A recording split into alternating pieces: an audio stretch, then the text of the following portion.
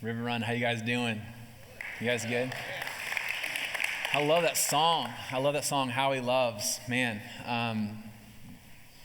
the line in there, I don't have time to maintain these regrets when I think about the way He loves me. That's what we do sometimes. We get these regrets, we mess up, and then we just kind of maintain them. We just kind of get stuck with them. But when we think about who He is and how He loves, we can't stay there. We have to move past that, and we have to go where He is because He's that much greater.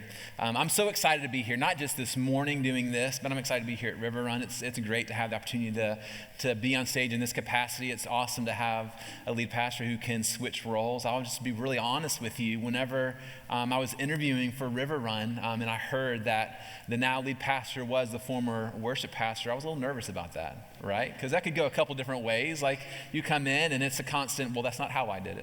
Well, if I was there or if I was still doing it, I would do this, those conversations. But the reality of what this has been awesome. I've had more, been given more freedom and trust here than anywhere else that I've ever served. And what I've found is a staff that values each other and trusts each other. And I've just really enjoyed working with all of them.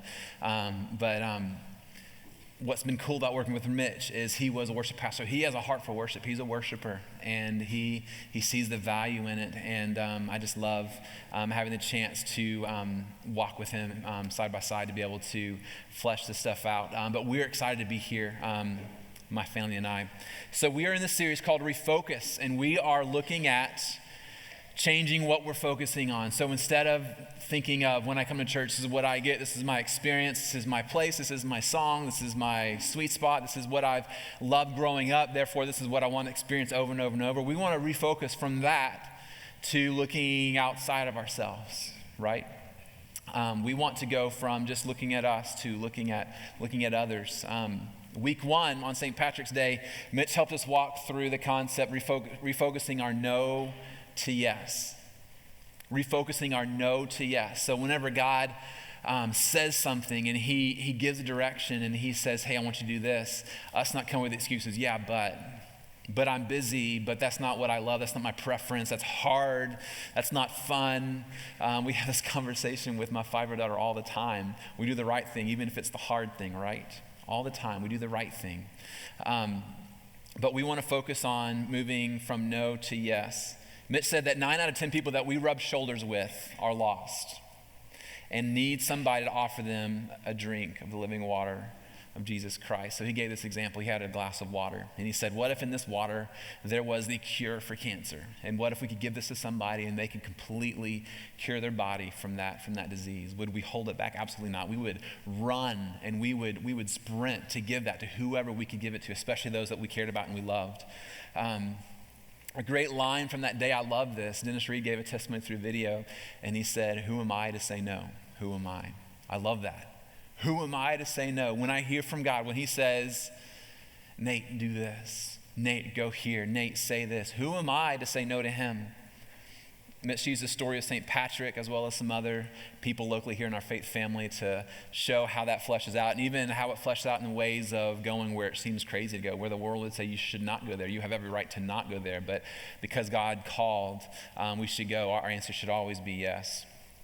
So such a great place to start, because we're not willing to deal with that question first. How can we talk about anything else? How can we talk about the why behind it, the how behind it? How can we talk about anything else unless we settle on being willing to say yes to whatever he says? Week 2, Caleb talked to us about the why behind our Sunday gathering by challenging us to refocus from me to them. To refocus from me to them, to thinking about when we come here, what are we thinking about? What's our focus? What are we really, really passionate about? The them over me way of Jesus. That's how Jesus lived His life, right? He came here, and we'll talk more about that in a little bit, but He came here and He didn't promote His agenda or Him or elevate Himself. He elevated other people in such a beautiful, beautiful way. We're called to love strangers, something Caleb said, love strangers and to treat them like family. A great question that was from last week was this: what would happen if we became a people of invitation? What if that was our marking? What if that was our identifying identity? What if we became a people of invitation, not of a people of preference, of a certain way of doing things, of, again, a certain place to sit or a certain song to sing or a certain way to do it? What if we just became a people of invitation? of humility? What if we were willing to sacrifice our own reputation as well as our own needs, needs being met in order to engage the world with the gospel of Jesus Christ? People of invitation to not look at ourselves, but to look at others. What if we were willing to do that? Today we're going to talk about serving and the attitude that should go with it. Week 1 was the what, week 2 was the why, and today is the how. Today is fleshing out how we can do that. I believe that when we look at Jesus, his life, his attitude, we realize that serving isn't an obligation. Serving is not an obligation. It's not something that we have to do. It's something that we get to do. So here's what we're going to focus on. Our refocus today is moving from have to get to. Coming here and having to lift somebody else up or consider somebody's needs above our own is not something that's drudgery. It's not something that we have to do. If we look at the life of Jesus and if we truly believe what he says and what he did, if we really believe that, then it becomes an opportunity. It becomes something that we get to do. I believe we're challenged to be called a people of invitation and hospitality. Here's the deal. This concept is not new. We're all experts at hospitality.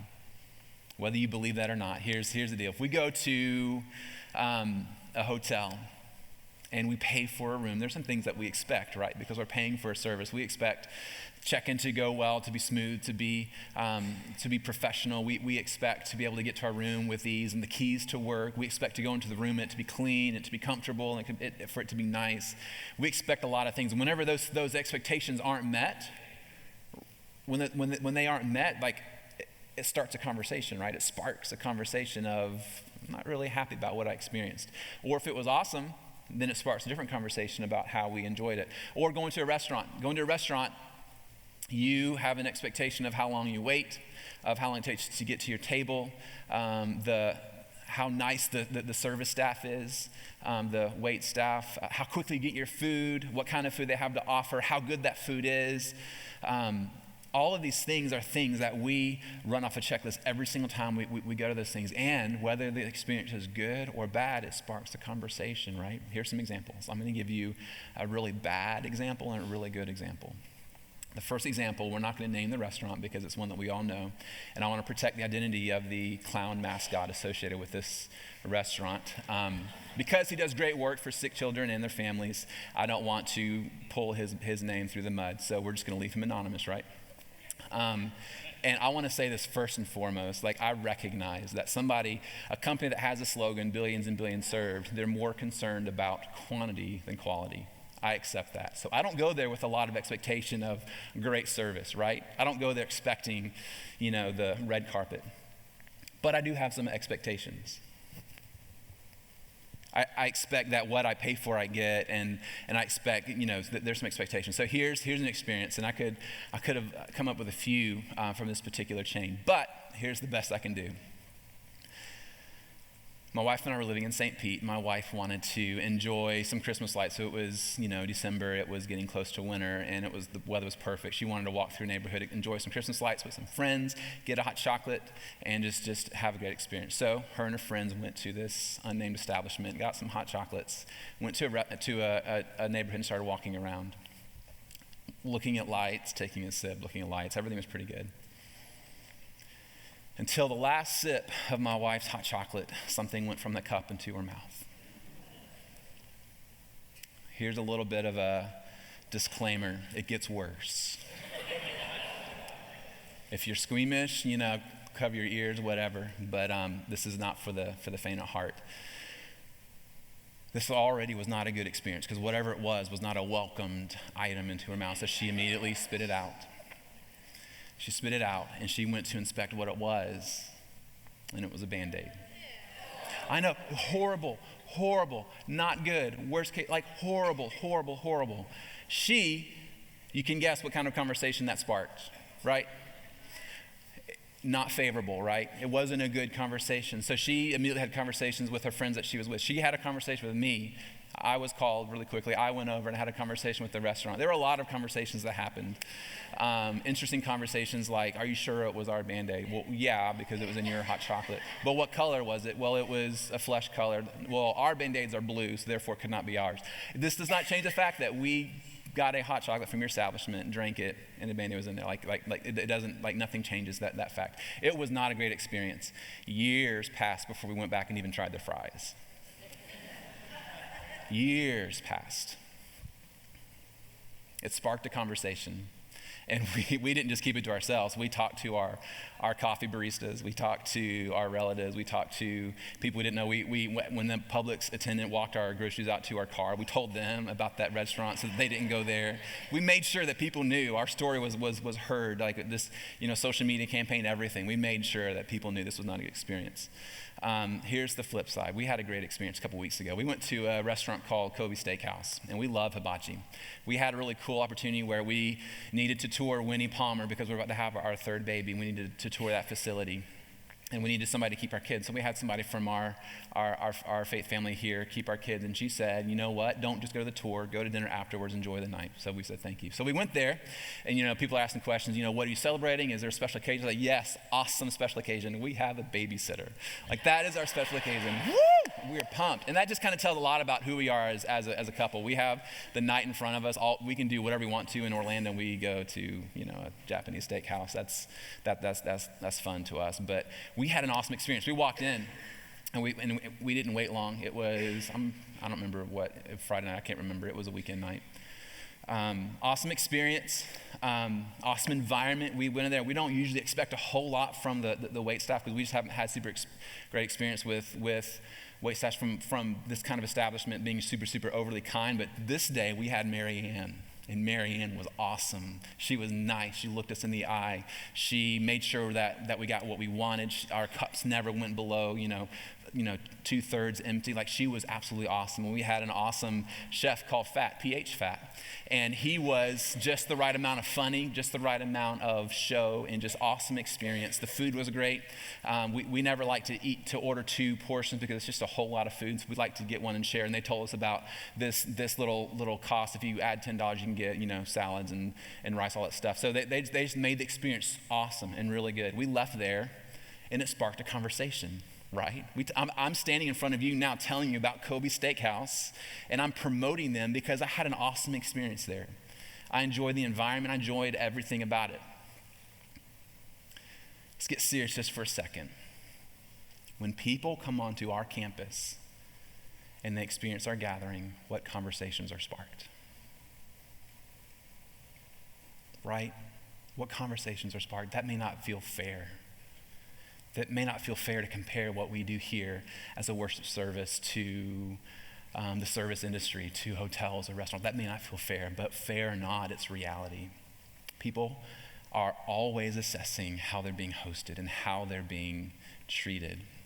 And people will come in, especially people who are not used to this environment or have been maybe disconnected for whatever reason because they're past from this environment. They come in here with some reasons to not want to come back. And what conversations are being sparked by people who come onto our campus? Scary question, right? Week after week, people make this discovery. Conversations are sparked. But the conversation that leaves our gathering is so much heavier than if somebody leaves a restaurant that they don't like, right? So we didn't return to a restaurant, and that just meant we didn't get a certain type of a recipe for a certain type of food at a certain type of restaurant. We just went without that. We tried our best to turn the whole world against them. It didn't work. They still billions and billions served. It's still happening. But how much heavier is it if somebody comes here and maybe they have an experience and they don't want to come back? If they do come back, here's what's happening. If they come back, they have the opportunity to, first of all, know that we value them, that they matter, that they're people that matter absolutely.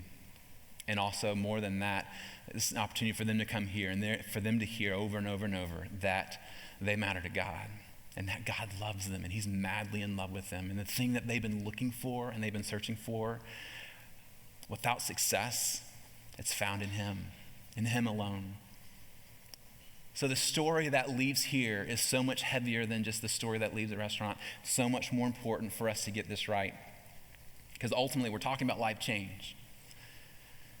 We can't do the life change. We aren't even trying to do the life change, right? But it's life change. It's giving people, it's putting people in the path of Jesus. It's putting people in the path of an awesome conversation where they can hear from God and they can find out how he thinks about them and how he looks at them. That's our goal. Lives lost and hopeless, encountering God and experiencing change that can only be caused by him. That's the goal. We want to be a community that is known for showing uncommon kindness to every man, woman, and child that steps foot on our campus. A community of faith followers that care more about the experience of others than their own experience. That's what we want to be. That's who we want to be. Before we jump into a scripture, a text, let me just say this. Change is hard. I as leadership here, as we talk about it on a regular basis, we recognize that change is hard. And to maybe take a shift from thinking about a Sunday morning gathering as my experience, because here's the thing, we all have a great experience. If we're here, there's a reason we're here. It's because we either grew up here or as an adult or as whatever age we were, we had an awesome experience. Maybe there was a certain song that was played and there was a certain environment that happened and whatever. And that's special to us, and we want to hold on to that, and we want everybody else to experience that, so we want everybody else to do the same thing, right? We all have these experiences. But for us to go from maybe letting go of our experience and thinking about the need of somebody else, it's change, and change is hard. Amy and I served at a church in St. Petersburg back in 2009, and it was an older congregation. And they started in 1951 or 52 and had some heydays in the 80s and early 90s through bus ministry and different things. But they had some success, and they kept doing that. Culture changed, and they didn't. So fast forward a few years later, they find themselves in an older congregation looking and realizing there's nobody young around them, and that one day they will pass away and that the church won't be there anymore. So they knew something had to happen, they had to do something different. Otherwise, it wasn't going to end well. So they hired a pastor specifically to help them change. One of his first big changes was to hire me, not a traditional classically trained musician, but a worship guy to help bring them in and help turn the ship, right? So they knew they needed it. They knew they wanted it. They hired a staff to do it. But do you think they wanted it once it started happening? Do you think they enjoyed it once change started to occur? Here's a quick picture of what I was walking into whenever I went there. There used to be a contemporary service, a contemporary band. Everything that could go wrong with a contemporary service and contemporary band went wrong, meaning moral failure. There was drug use. It was like a complete rock show. Like everything that could go wrong went wrong. The pastor then said, you know what, that's done. He severed it. That service was gone. Young families left. So what was left when I showed up was a bunch of older people who, when you said the word contemporary, they just threw up. So I'm a guy walking in holding a guitar, not wearing suits on Sunday, and I'm trying to help turn a ship. They did not have fun changing. It wasn't fun. So I recognize change is hard. Change is tough. It's not fun. But listen to me. It is worth it. If change is moving from us to Jesus, if it's stepping away from our want and our goal to his want and his goal, I promise you it's worth it. It is worth it. It is worth it. We're going to look at Jesus. I think that's the best place we can start. Philippians 2, 1 through 8. So if there's any encouragement in Christ, any comfort from love, any participation in the Spirit, any affection and sympathy, complete my joy by being of the same mind, having the same love, being in full accord and of one mind. Do nothing from selfish ambition or conceit, but in humility count others more significant than yourselves. Let each of you look not only to his own interest, but also to the interest of others. Have this mind among yourselves, which is yours in Christ Jesus, who, though he was in the form of God, form there, that word is morph. That word means essence. That is a testament to Jesus is the essence of God. He is not just have parts of God or this or that. He, in his core, it's for example, we are human. There's nothing we can do to our appearance or to our outward body that's going to change the fact that we are innately human. That's who we are. That's our core. That's our morph, right? So it's saying that he was the form. He was holy God, holy deity. He did not count equality with God a thing to be grasped. Here's the contrast. Satan saw equality with God a thing to be grasped. He was a created being, and he wanted to be like God. So it didn't work out too well for him. But that's the contrast. Like, he was somebody that wanted to be in the form of God, wanted to grasp, wanted to hold on to it. Here's the deal. Jesus didn't feel the need to grasp it or to hold on to it. Do you know why? Because he was it. He knew that it couldn't depart. There's nothing that could happen that would make that undone, because he was fully God, absolutely God. So he didn't need to hold on to it. He didn't need to fight for it or work for it. It was who he was. It was who he is. Verse 7, but emptied himself. So what does that mean? We just found out that he was fully God, 100% deity, and he emptied himself. What did he empty himself of? The word here used is kanoo. It means to remove things from one container and put it into another, completely poured out of one and to go into another. Here's the deal. He didn't remove his deity, because that's his essence. That's who he is. He can't take that away. So he didn't become less God, less holy, the same God that with the power of his words caused everything to come into existence. That's the power of the deity. That didn't go away. He was still that. But here's what happened. Here's what he emptied himself of. Number one, he did it. He hid his glory in human flesh.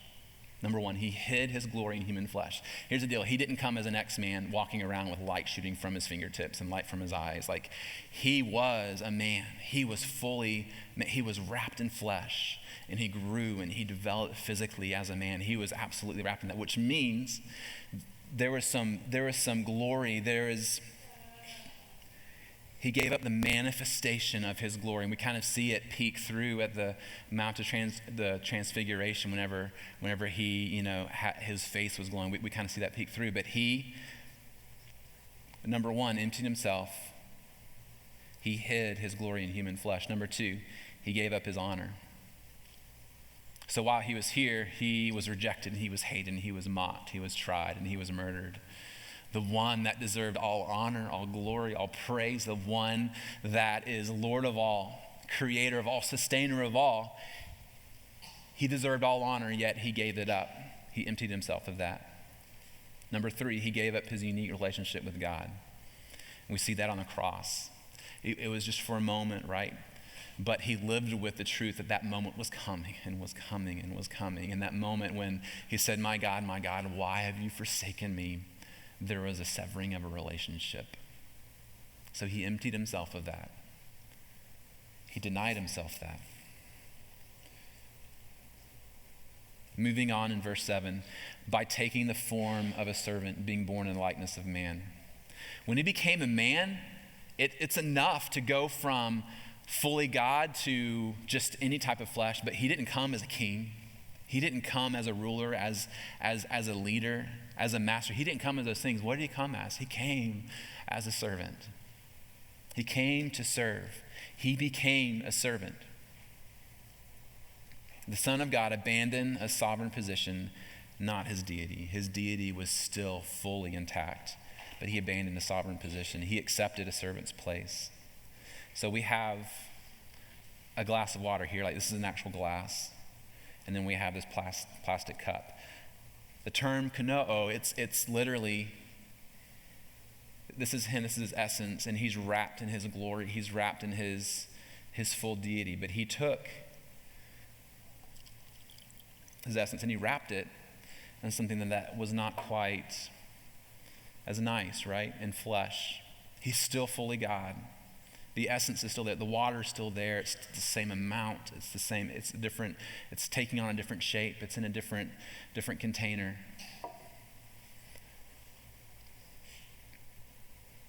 Jesus had all the privilege of glory, and he had no obligation to us to go from this to this. He had no obligation to put himself in humanity, in flesh. He had no obligation to us. He was absolutely equal to God, and yet he chose to use his privilege to build the Father's kingdom. He chose to use his privilege to build his Father's kingdom and ultimately to reach the lost. In verse 8, as we finish out this text, and being found in human form, he humbled himself by becoming obedient to the point of death, even death on the cross. Jesus, one with the Father, self-existing, all-powerful creator, chose to step into sinful humanity to serve. An amazing picture of humility and hospitality is found in John, just moments before he is arrested and is tried and ultimately murdered. He has just a few moments to talk to his disciples, to show them once and for all, this is how I want you to act. This is how I want you to take what I'm leaving you, the gospel, the good news, from where you are to the ends of the earth. This is how I want you to operate. This is how I want you to be. In John 13, 5 through 17, I'm going to read through it real quick. Then he poured water into a basin and began to wash the disciples' feet and to wipe them with a towel that was wrapped around him. He came to Simon Peter, who said to him, Lord, do not wash my feet. Jesus answered him, what I am doing you do not understand now, but afterwards you will understand. Peter said to him, you shall never wash my feet. Jesus answered him, if I do not wash you, you have no share with me. Simon Peter said to him, Lord, not my feet only, but also my hands and my head. Jesus said to him, the one who was bathed does not need to wash except for his feet, but is completely clean. And you are clean, but not every one of you. For he knew who was to betray him. That was why he said, not all of you are clean. When he had washed their feet and put on his outer garments and resumed his place, he said to them, do you understand what I have done to you? You call me teacher and Lord, and you are right, for so I am. If I then, your Lord and teacher, have washed your feet, you also ought to wash one another's feet. For I have given you an example that you also should do as I have done to you. Truly, truly, I say to you, a servant is not greater than his master, nor is a messenger greater than the one who sent him. If you know these things, blessed are you if you do them. To quote Dennis Reed, who am I to say no?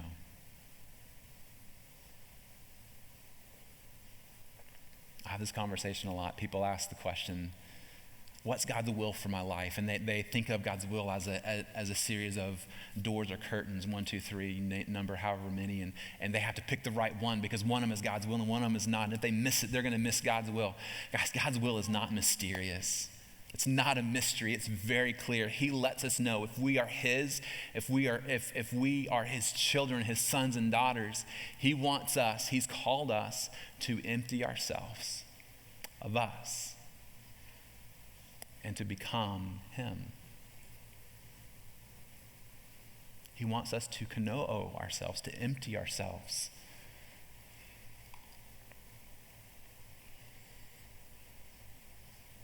Empty ourselves from position, honor, glory.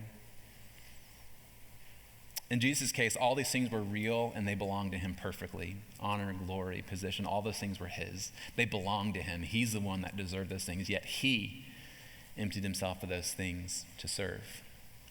For some reason, we hold on to those things and it's not even ours to hold on to, right?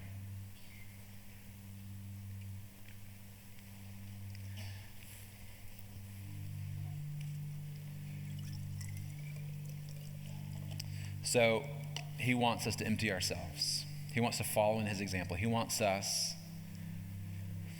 and whatever this wrapping or form or container represents, it might be position, it might be pride, it might be fear, it might be a lot of things. It may not be even like something that you need to suppress. It might be something you might not feel bold enough or worthy enough or whatever it is. Whatever this is, he wants us to follow Christ, to follow his example, and he wants us to empty ourselves into what and to who he wants us to be, and who are we to say no?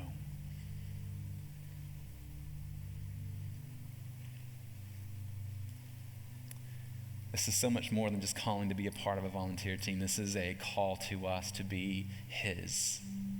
Everywhere we go, when we interact with our family and our spouses and our kids and our coworkers and friends and everybody, he wants us to be a people who empty ourselves so that we can be servants to others, that we say no to our position, we say no to what we think we deserve and what we have earned and all these things. He wants us to say no, no, no, and to trade the no for a yes, and to do whatever it takes to reach a people who so desperately need him. The world has one problem, one universal need, and one universal answer. We all know the answer to these questions. We all have a problem. It's sin. We all have the same need. We can't do anything about that. We need help with that. And the answer is Jesus. For everybody, the answer is Jesus. Following Jesus' lead to serve is not an obligation, it's a privilege. We have the chance to invite, to be a people of invitation, to invite people to hear and to experience the love and the grace and the power and the mercy of Christ. It is not an obligation, it's a privilege. When we say yes to him, we will experience life according to his plan and not our own plan. Can I just go ahead and give you a spoiler alert? If you're planning your life and you're holding on to it, his plan is better. I promise you, his plan is better. What he has for you is better. So when he says, come, go, do this, say this, go here, go there, who are we to say no? Here's the amazing opportunity. God invites us to take part in his plan to redeem what sin broke. Through the act of emptying ourselves in simple ways, we take part in creating space for people to encounter his love, to encounter a God that's madly in love with them.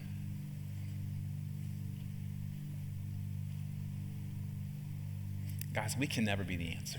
River Run can't be the answer.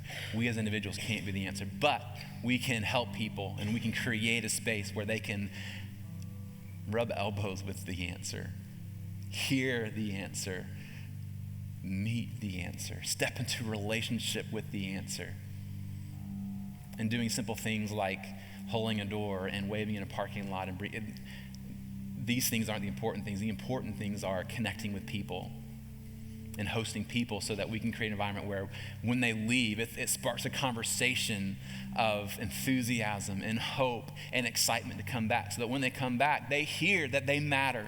And they hear that there's a God that loves them. They hear that there's a God that's died for them. Listen to this line. God is looking for willing workers, not skilled performers. Listen to me. Willing workers. That means people who are willing to work in the shadows, who are willing to do menial tasks, small things. He's not looking for people who are going to be in the spotlight and are doing grand gestures. He's looking for people who are willing to say yes, because the harvest is plentiful and the workers are few. He's looking for a church to say, I don't care what it is, what it looks like, whether I like it, whether I don't like it, whether it makes me hurt or it makes me glad, whatever. I'm just willing to say yes. And whatever the job is, I'm willing to step into it. Because I know your plan is best, and I know there's a world that needs you.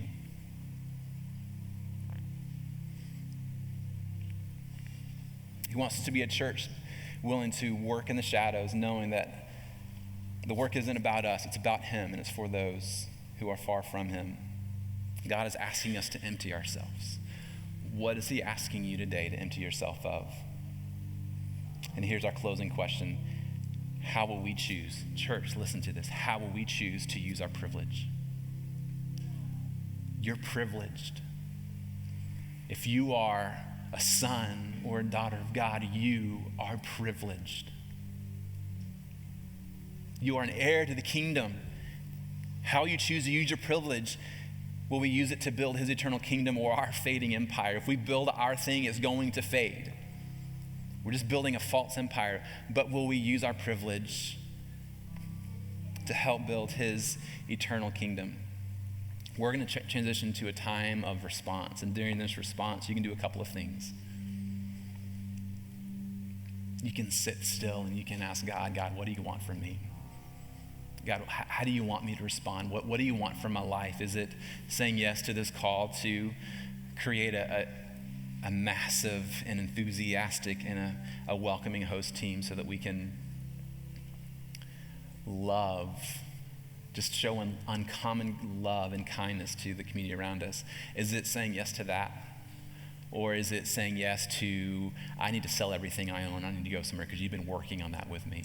Or is it, I need to go from my cubicle to the next door cubicle and have a conversation that's really difficult? I don't really care how small or how big. What I care about is us together asking the question, God, what do you want? How do you want me to empty myself? So you could sit back and you could think about that. You could get up and you could walk to a table and you could partake in communion, stepping up to a table knowing that Jesus paid the ultimate sacrifice, the ultimate act of humility by dying on a cross. The bread represents his body, which was broken. The juice represents his blood that was spilled for us so that we could be a people of privilege, so that we could use that privilege to reach out to a lost and dying world. We can approach the table and we can remember him and we can align ourselves and we can say, God, whatever you want, I'm yours. Or you can go to the sides. There'll be some people who have a heart for prayer and they just want to encourage you. And if there's something you want to talk about, I encourage you, go to somebody. So in a moment, I'm going to pray, and I will say amen, and we'll stand up, we'll do one of those three things, or whatever God's leading you to do, and we'll sing a song. And it's a song that's talking about approaching an altar where God's arms are completely open, completely ready to invite us in, to walk with us, to shape us into the servants, into the people that he's calling us to be. Would you pray with me? God, we love you. God, thank you for not just being a God that told us what to do, but showed us what to do. You are a God that stepped into humanity. You are a God that didn't just talk about what to do, but you came here and you showed us through a life of service, of emptying yourself to think about others above your own needs. Right now, help us as a church family to ask the question, what do you want me to empty myself of? What does that mean for me right here today? What have I been saying no to that I need to trade to a yes? So right now, we give you this moment. We give you this time. God, I give you my friends. God, I pray that you take them and that you make this moment and that none of us leave here the same because of you, not because of some tall, awkward guy on a stage, but because your spirit spoke and impressed hearts. I pray that we leave here different because of your word and because of your example and because of your truth. Help us, God, right now. As we worship, we say more than lyrics, God. We approach your throne of grace with confidence. May we experience you, Father, right now. Amen.